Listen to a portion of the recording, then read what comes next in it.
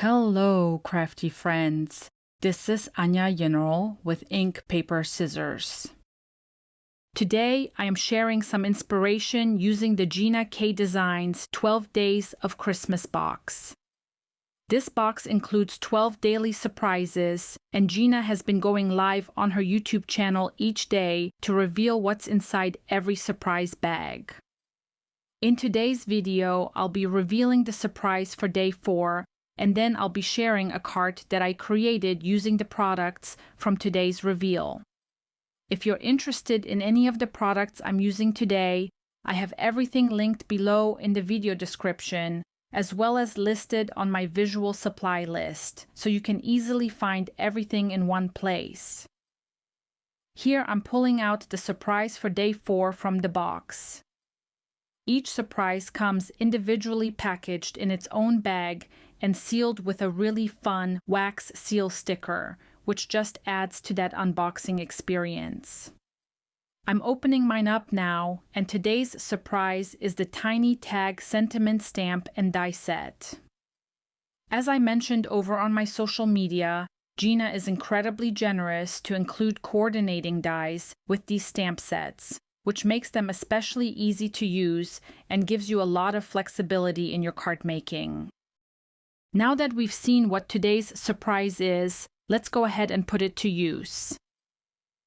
I wanted to create a card that really highlights these tiny tag sentiments while still keeping the design clean and approachable.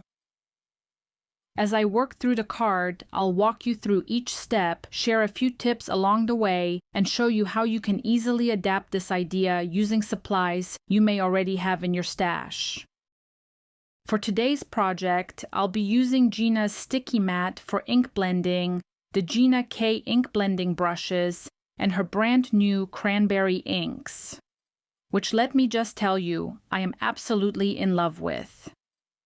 These colors are so beautiful when you ink blend with them, but don't take my word for it. You'll be able to see that for yourself as we work through this card. I'll also be using the modern Poinsettia stencil set to create my background. I'm starting out with an A2 sized panel, and I'm aligning the first layering stencil over my cardstock. I'm placing everything onto the sticky mat to keep it from shifting while I ink blend. Then I'm loading up my Gina K blending brush with the light cranberry ink, and I'm lightly blending over the entire stencil. At this stage, I'm using a very light hand and moving my brush in small circular motions, slowly building up the color. This is one of those steps where it really helps to take your time and let the ink do the work. Once that first layer is complete, I'm switching to a more detailed ink blending brush and bringing in the medium cranberry ink. I'm inking up my brush, tapping off any excess, and then using a gentle flicking motion to add that deeper color toward the inner areas of the leaves. I like to start very lightly and slowly build up the intensity, checking as I go so I don't overpower the lighter layer underneath. This step does take a little bit of extra time, but it's absolutely worth the effort. As I continue blending, you can really see the dimensions start to come through, and those layers of color give the poinsettias a much more realistic look. Gina's inks blend so beautifully that even when you go back in multiple times, everything stays smooth and seamless. Because these are the outer petals of the poinsettias, you could absolutely ink these up in green if you wanted them to read more like greenery around the flower. For this project, though, I'm going for large, bold poinsettias, so I'm keeping everything in those rich cranberry tones. Once I'm happy with the shading on the inner part of the petals, I go ahead and align the second stencil layer. I do have a corner guide on my sticky mat, but I'm not even using it here because this stencil set is so easy to line up. As I place the stencil down, I like to double check the alignment around a few of the petals before moving on, just to make sure everything is sitting exactly where it should. I repeat that same process for the second stencil layer. I start by blending the light cranberry ink over the entire stencil, again using a light hand and building up the color gradually. Once that base layer is in place, I go back in with my detailed ink blending brush and the medium cranberry ink, focusing the deeper color toward the inner areas. As I continue blending, you'll notice how beautifully these inks smooth out once they dry.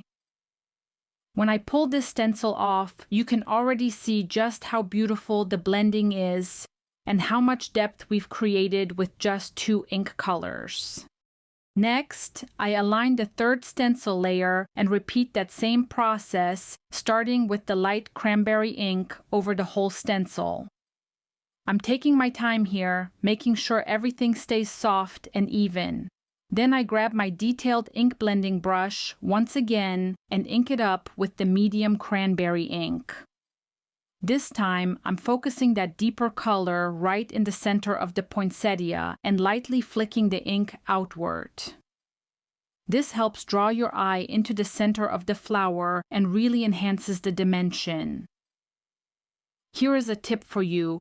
When you're adding shading to the center like this, it helps to keep your brush moving and start very lightly. You can always add more ink, but it's much harder to take it away. Working in thin layers gives you the most control and keeps the blending looking smooth. Before we move on to the next stencil layer, take a look at these poinsettias. Isn't this cranberry ink gorgeous? These poinsettias look hand-colored. I absolutely love how these came out.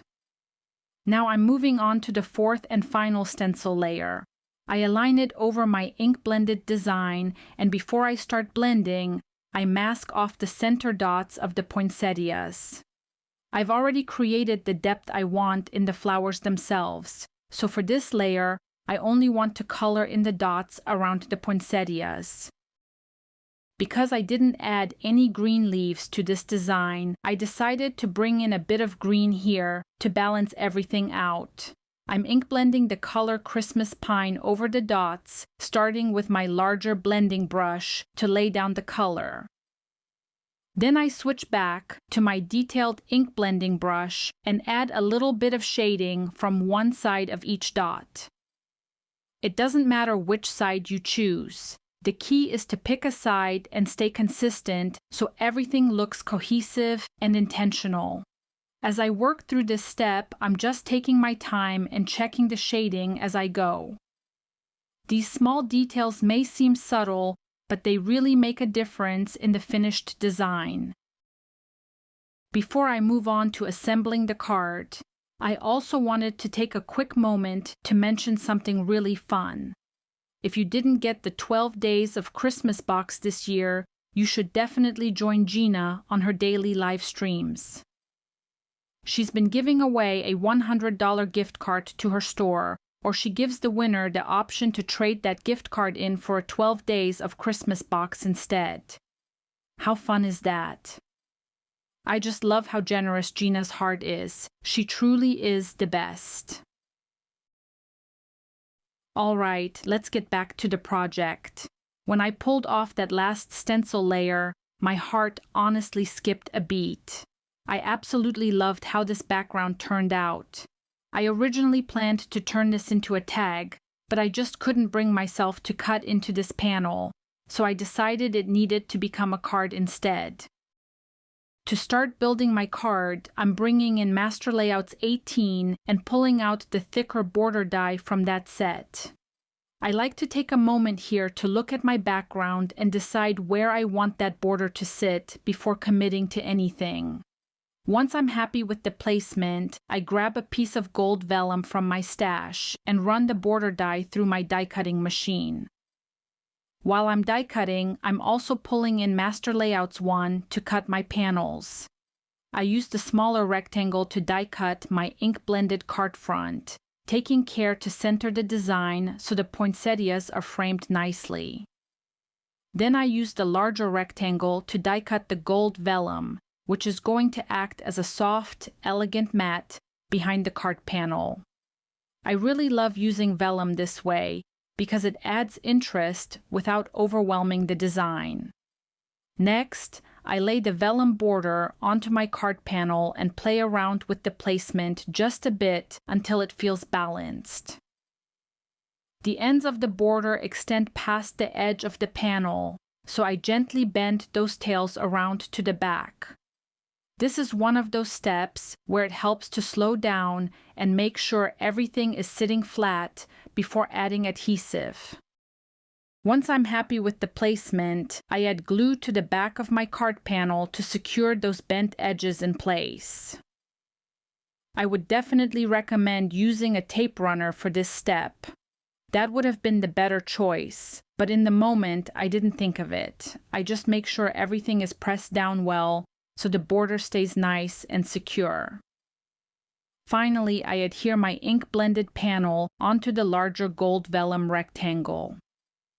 As I line everything up, you can already see how that vellum adds just the right amount of softness and elegance without taking away from the beautiful ink-blended background. Next, I bring in my tiny tag sentiment stamp set and pick a greeting.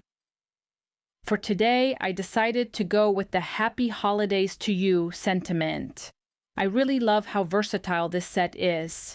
Gina thoughtfully included sentiments that work year-round, plus a few holiday-specific options, so you can get so much use out of it. I place the sentiment into my MISTI and stamp it a few times. I like to do this because it gives me a few options in case the die cutting doesn't go perfectly or if my fingers accidentally smudge the ink. I'm using VersaFine Clair Nocturne ink for this, which is a beautiful rich black, but it doesn't dry instantly like Gina's dye inks, so it's better to have a few stamped copies just in case. Once that's done, I bring in the greenery stamps from the same tiny tag sentiment set and stamp them with Christmas pine ink. These little details add a nice touch of visual interest around the sentiment. After stamping, I die cut the sentiment and the greenery pieces. I love that Gina included coordinating dies. It really makes this step quick and precise. Next, I add a touch of sparkle. I take my red glitter pen and dot 3 berries over the green stamped berries. This is such a small step, but it really brings the card to life and adds a festive feel. Now it's time to assemble. I use foam adhesive behind the sentiment and greenery pieces for dimension, and then add a little liquid glue. This combination gives me time to adjust placement before everything sets permanently. I adhere the greenery on either side of the sentiment for balance and interest, and then attach it all to my gold vellum border. Off screen, I also added tiny gold dots to the center of each poinsettia to finish the design. It's a subtle touch, but it really makes everything pop. I hope you enjoyed this tutorial. And if you weren't able to grab the Gina K 12 Days of Christmas box before it sold out, don't worry. You could easily recreate this card using any holiday sentiment from your stash. If you enjoyed this tutorial, please consider giving it a thumbs up and subscribing to my channel. It really means the world to me and helps me keep sharing more card making inspiration with you. I've also linked all the products I used in the video description below, so you can easily find everything and recreate this card at home. Thank you so much for spending your time with me today. Until next time, happy crafting!